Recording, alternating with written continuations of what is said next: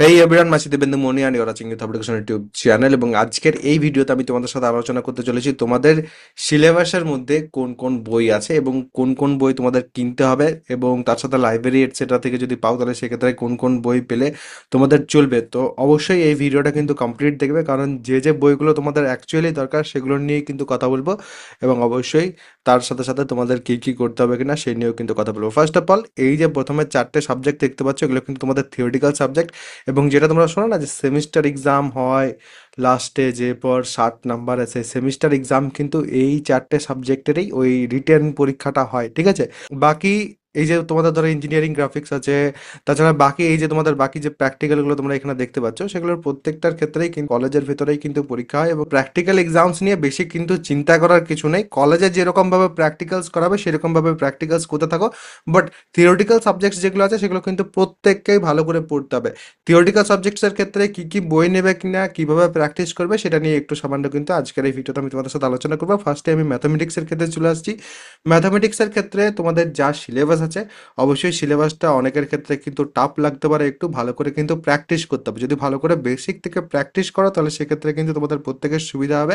এবং এই ক্ষেত্রে তোমাদের যে বইটা সব থেকে বেশি চলে সেটা এখানে তোমাদের এই তো 7 নম্বরে দেওয়া আছে, এ সরকারের যে বইটা আছে সেটা কিন্তু সব থেকে বেশি চলে।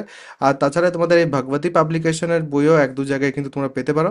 আর বাকি যে বই এখানে তোমাদের আছে এগুলোর মধ্যে যদি কোনো বই তোমাদের কাছে থেকে থাকে এবং তোমরা যদি ভাবছো সেই বইটা থাকা সত্ত্বেও আমাকে কি আর কোনো নতুন করে বই কিনতে হবে, সেক্ষেত্রে আমি তোমাদের বলবো সেই বইগুলো তোমরা কিন্তু ইউজ করতে পারো প্র্যাকটিসের জন্য। যদি কোনো জায়গাতে কোনো ব্যাচ এটসেট্রা নেওয়া আছে, যেমন আমার ব্যাচে যদি তোমরা প্র্যাকটিস করছো, তাহলে সেক্ষেত্রে কিন্তু আমি যেগুলো তোমাদের প্র্যাকটিস করাচ্ছি সেটা ইনাফ। এবং তার সাথে সাথে একটু আধটু তোমরা প্র্যাকটিস করলে তাহলে সেক্ষেত্রে কিন্তু কমপ্লিট হয়ে যাবে সব কিছু, কোনো কিন্তু তারপর সমস্যা থাকবে না আর।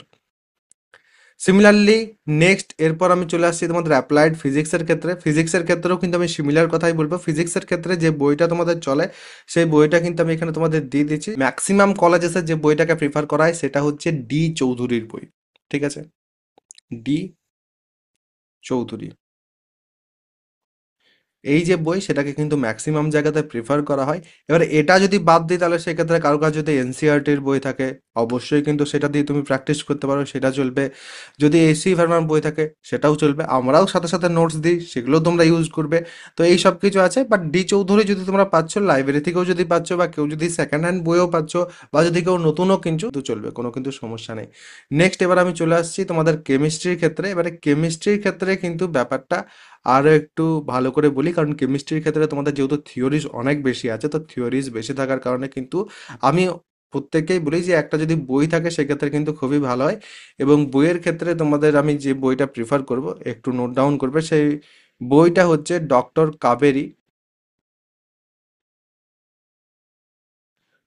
কাবেরী ভট্টাচার্য, ঠিক আছে।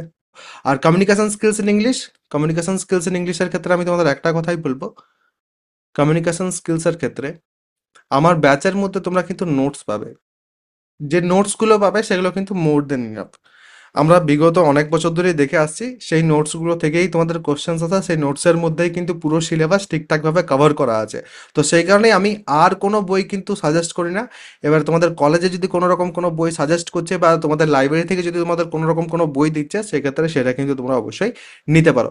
আর আমার ব্যাচের মধ্যে যারা এনরোলমেন্ট নিতে চাইছো, নিচে দেখো ডেসক্রিপশন এবং পিন কমেন্ট দু জায়গাতে কিন্তু আমার অ্যাপ্লিকেশনের লিঙ্ক দেওয়া আছে, সেখান থেকে অ্যাপটাকে ইনস্টল করে নিতে হবে। অ্যাপটাকে ইনস্টল করার পর প্রথমেই কিন্তু তোমরা এই যে পেজ সেটা দেখতে হবে, সেখানে এই কোর্সেসের সেকশনে বা উপরে ডাইরেক্টলি ব্যানার থেকেই কিন্তু আমার ব্যাচের ভেতরে তোমরা যেতে পারবে। ব্যাচের ভেতরে যাওয়ার পর এরকম একটা ইন্টারফেস তোমরা কিন্তু দেখতে পাবে, সেখানে ওভারভিউ আছে এবং কন্টেন্ট আছে। এই কন্টেন্টের সেকশনে গেলে তোমরা কিন্তু ডেমো দেখতে পাবে, যেখানে ডেমো ক্লাসেস এটসেট্রা সব কিন্তু দেওয়া আছে। নিজেরা একবার ফিল করে নিতে পারো অ্যাপের ভিতরে কীরকমভাবে ক্লাস হয় কিনা, যাতে তোমাদের সুবিধা হয়। আর এখানে বাই নামের সেকশনের সাথে সাথে এখন কিন্তু একটা ইএমআই এর সেকশন আমি অ্যাড করে দিয়েছি। ইএমআই এর সেকশন যেটা, সেখানে তোমরা কিন্তু মান্থলি যে পেমেন্ট, ঠিক আছে, মান্থলি যে পেমেন্ট সেটা কিন্তু মান্থলি তোমরা করে যেতে পারবে। আর বাই নামের সেকশনে গেলে পর এখানে তোমরা যেটা দেখতে পাচ্ছ তার থেকে কিন্তু আরো 200 টাকা কম হয়ে যাবে। YHE, ইউথ হাব এডুকেশনের YHE, এই কুপন কোডটা ব্যবহার করলেই তোমাদের কিন্তু 200 রুপিস অফ হয়ে যাবে এখনই, ঠিক আছে। তো চাইলে পর অবশ্যই কিন্তু এটা ব্যবহার করতে পারো, সেক্ষেত্রে তোমাদের কিন্তু সুবিধা হবে, যেখানে তোমরা কিন্তু লাইভ ক্লাস, কম্প্যাক্ট ক্লাস, সাজেশনের ডিসকাশন, নোটস সব কিছু পেয়ে যাবে।